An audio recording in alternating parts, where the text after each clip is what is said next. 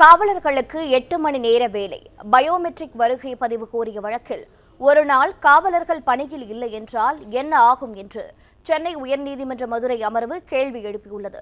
விவரங்களோடு இணைப்பில் இருக்கிறார் செய்தியாளர் சந்திரன். வணக்கம். தற்போது இந்த வழக்கின் பின்னணி என்ன? உயர்நீதிமன்றம் யாரை நோக்கி கேள்வி எழுப்பியிருக்கிறது? விளக்கம் பெறப்பட்டதா?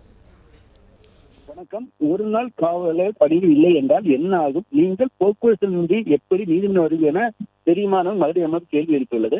தமிழக காவல்துறைக்கான விதி அடிப்படையில் சில விதிவிலக்கு நாட்களை தவிர பிற நாட்கள் 8 மணி நேர வேலையும் பயோமெட்ரிக் வரி பதிவு கோரிய வழக்கின் கருத்து தெரிவிக்கப்பட்டுள்ளது. வழக்கு தொடர்பாக தமிழக தலைமைச் செயலாளர் காவல்துறை தலைவர் பதிலளிக்கும் மதுரை அமர்வு கோரியுள்ளது. காவலர் குடும்ப நல அறக்கட்டளையின் தலைவர் சத்தியதேவ் இந்த மதுரை அமர்வு பொதுநல மனு தாக்கல். அதில் தமிழக காவல்துறையில் அதிக பணிச்சுமை உள்ளவரை ஓய்வின்றி பணியாற்ற வேண்டிய சூழல் உள்ளது.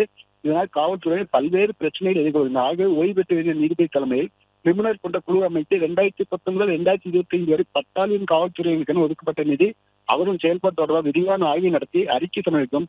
அதன் அடிப்படையில் 10,000 சட்ட ஒழுங்கு காவல்துறை இணைத்து பயன்படுத்துவதாக விரிவாக்கும் உத்தரவு என கோருகின்றார். இந்த வழக்கு இன்று நீதிபதிகள் சதீஷ்குமார் ஜோதி அமர்வு முன்பாக விசாரணைக்கு வந்தது.